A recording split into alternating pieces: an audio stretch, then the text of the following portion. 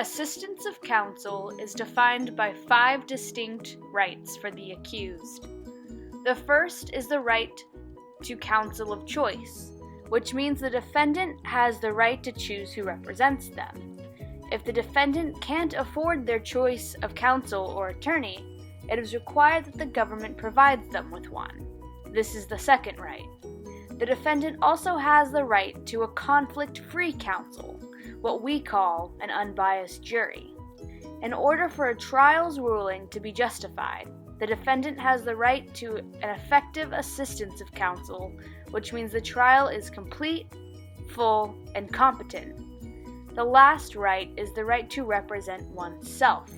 This means that the defendant does not have to have a counsel. They can waive the previous 4 rights. An example of this was from a Supreme Court case, Powell v. Alabama, 1932. African Americans accused of rape were not given adequate counsel. A group of African American youths were on a freight train through Alabama. They got into a fight with some white youths, throwing the white boys from the train. A message was sent requesting all blacks be removed from the train. 2 white girls on the train testified that they had been raped by 6 different youths in turn. The youths were taken into custody. The community was very hostile as a mob met the youths. The trial judge appointed all members of the bar for the purpose of the arrangement. The defendants themselves were illiterate and quote-unquote ignorant. They were all tried separately, each trial lasting a day, convicted, and sentenced to death. Issues rose as the trial ended. The first one was whether the defendants had sufficient counsel, and the other, whether the due process clause of the 14th Amendment had been violated. After much discussion, the final held was no. The, quote, defendants were not accorded to the right of counsel in any substantial sense, end quote. The Supreme Court first observed that by appointing all members of the bar for the arrangement, such designation of counsel, it was either so indefinite or so close upon the trial as to amount to a denial of effective and substantial aid.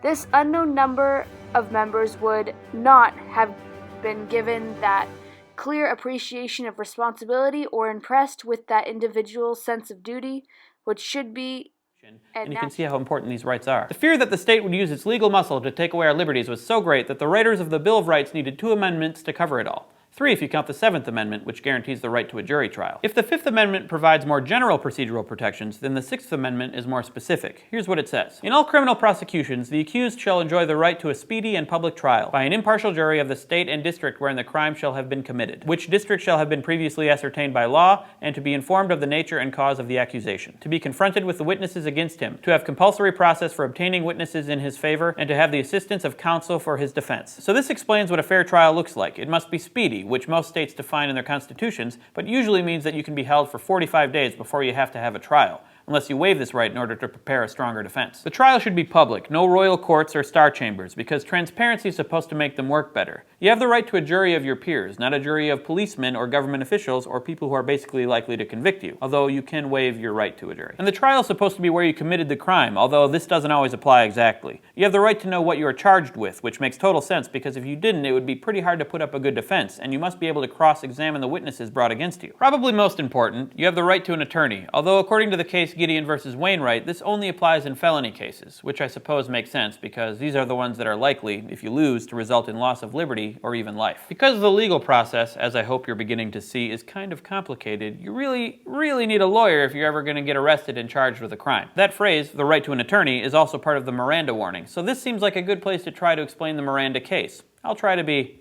brief. Stan made that pun.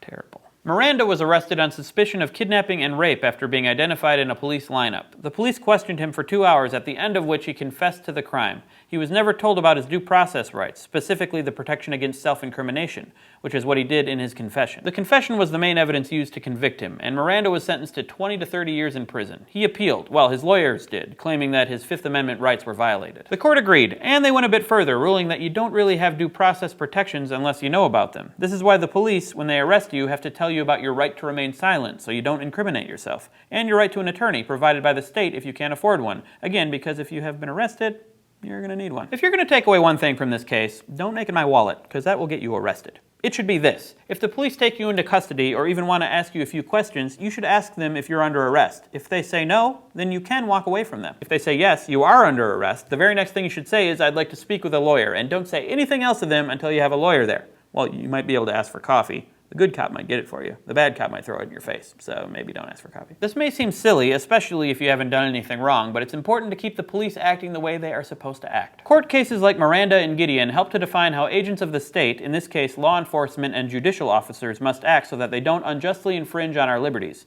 In the case of trials, our fundamental liberty, not being in jail, and maybe even our lives, are at stake. Yes, it's true that sometimes guilty people go free because the police or courts don't follow the rules scrupulously, and that can be a bummer. But when you consider the alternative, a government with the power to lock you up whenever they feel like it, juries that are biased in favor of conviction, and a system where the state can bring you to trial again and again until they get a conviction, I think you'll probably agree that it's better to have these procedural protections than to not have them. Thanks for watching. See you next time. Forward.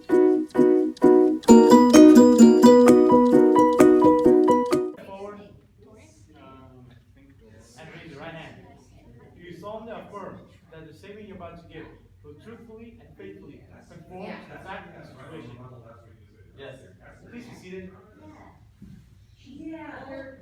State your first and spell your last name out for the record. First, Your Honor, I don't even have a counsel.